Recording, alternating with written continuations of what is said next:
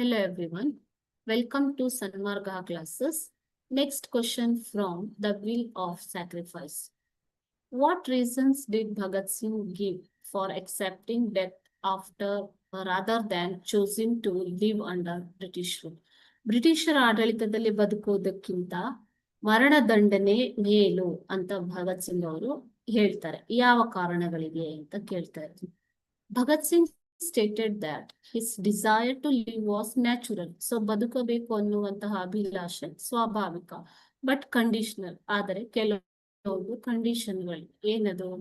He did not want to live as a prisoner or under restrictions. ಜೈಲು ಖೈದಿಯಾಗಿ ಅಥವಾ ಬ್ರಿಟಿಷರ ಆಡಳಿತದಲ್ಲಿ ಅಡಿಯಾಳಾಗಿ ಬದುಕೋದಕ್ಕೆ ಅವರಿಗೆ ಇಷ್ಟ ಇರಲಿಲ್ಲ.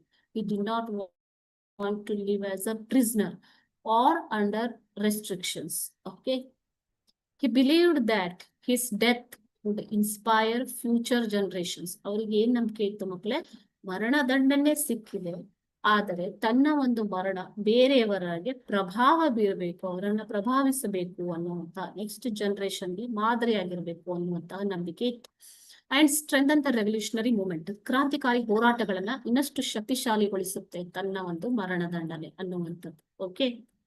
Living would risk tarnishing the symbol he had become for Indian Revolution.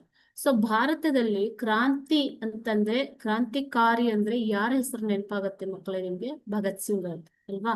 So ಹೀಗಿರುವಾಗ ಜೈಲಿನಲ್ಲಿ ಖೈದಿಯಾಗಿ ಅಥವಾ ಬ್ರಿಟಿಷರ ಅಡಿಯಾಳಾಗಿ ಬದುಕಿದ್ರೆ ಆ ಒಂದು ಹೆಸರಿಗೆ ಅವಮಾನ ಅನ್ನುವಂತಹ ಭಾವನೆ ಅವರಿಗಿತ್ತು. ಡೈಯಿಂಗ್ ಕರೇಜಿಯಸ್ಲಿ, ಧೈರ್ಯವಾಗಿ ಸಾವನ್ನ ಒಪ್ಪಿಕೊಳ್ಳುವುದು, ವುಡ್ ಎನ್ಶೂರ್ ಹಿಸ್ ಐಡಿಯಲ್ಸ್, ಅವರ ತತ್ವಗಳಿಗೆ ಒಂದು ಭರವಸೆಯನ್ನು ನೀಡುತ್ತೆ.